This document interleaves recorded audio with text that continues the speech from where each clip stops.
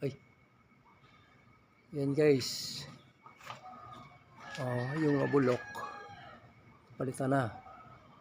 Yan, yan. May mga bracket na yan guys. Yung mga angle bar. Pintura na lang kulang yan. Ayan, ayan. Bubong na lang kulang. Mayroon ng frame para sa passport. Ayan, ayan. Ayan, ayan na. Ayan, so, okay na yun guys. Sa susunod na linggo, Sabado, lagyan natin ng bubong. Tapos na yun to.